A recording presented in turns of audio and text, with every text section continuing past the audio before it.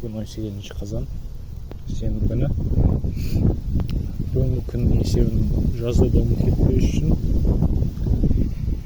ертерек жазайын.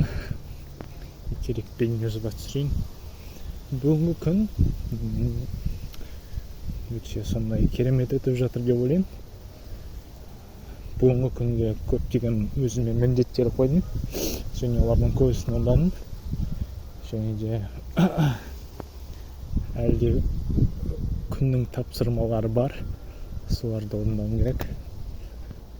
Басқа ниет аламын. Басқа сендерге кеңес бере аламын. Мүмкін бұл кеңесті қабылдайсыңдар. Мына жердегі әйнек бір нәрсе ловырға ұқсап қалды. Бірақ маңызды емес ол. Қысқасы сендерге бір кеңес берейін.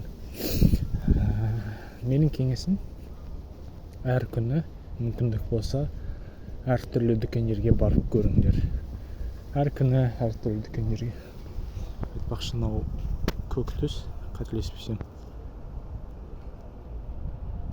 Қазірдің өзінде құпиясы ашылмаған. Осы немесе астындағы түс. Осы кесінен салған кезде ғана оның құрылысшылар бұны қалай бояу керек екенін білген. Бірақ ол қазір белгісіз. Бұл қателеспесем, бұл ақпаратты тексеріңдер. Сосын өздерің көріп тұрғандай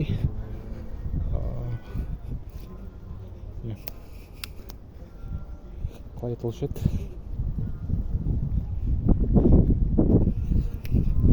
Гитлердің қолданған белгісі.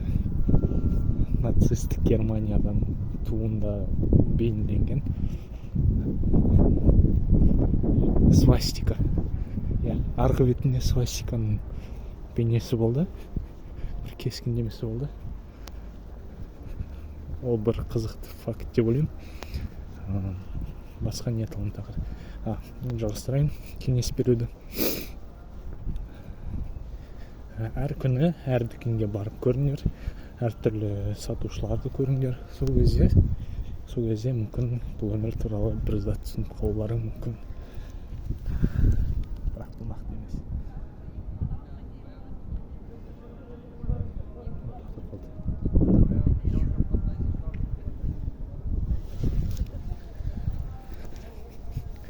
Қысқасы бүгінгі күн ерекше өтіп жатыр. Не үшін ерекше өтіп жатыр? Біріншіден барлық күндер ерекше, екіншіден мен бүгінгі іс-әрекеттерім басқаша. Менің бүгінгі ойлануым, шешім қабылдауым кешегі менен, бір жылғы менен ерекшеленеді деп ойлаймын. Және адамда осындай белгілі бір тұлғалық даму болу үшін адам жаңа іс-әрекеттер істеу керек. Ол NPC-ге ұқсамау керек. Non-play character ұқсап кетпеу керек. Біз өйткені ойынның бір жан жоқ кейіпкерлер емеспіз. Бірақ сол жан жоқ кейіпкерлерге айналып кетуіміз мүмкін. Егер біз дамымасақ және жаңа заттар істемесек, жаңа көзқарастарды қабылдамасақ деген сияқты. Қысқасы осы. Сол үшін күнделікті жаңа заттар істеңдер. Жаңа жолдармен жүріңдер. Сол кезде әлемнің тек сіздің көзқарасыңызбен шектеліп қалмағанына көзіңіз жетеді. Және де бұл сізге бір тәуелділік алып келетін бір тәуелділік дегенде ол жақсы мағынасын айтып жатырмын.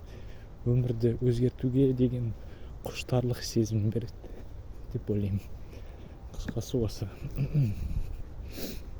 Бүгінгі күннің қорытындысына жарайды деп ойлаймын. Сұрақтар болса жазыңдар.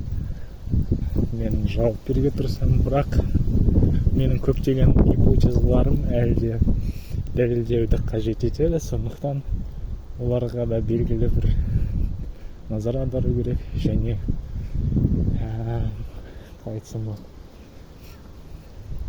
эмпирикалык жолмен далилдөө керек. Ортош жерден аяктайм. Сау боло.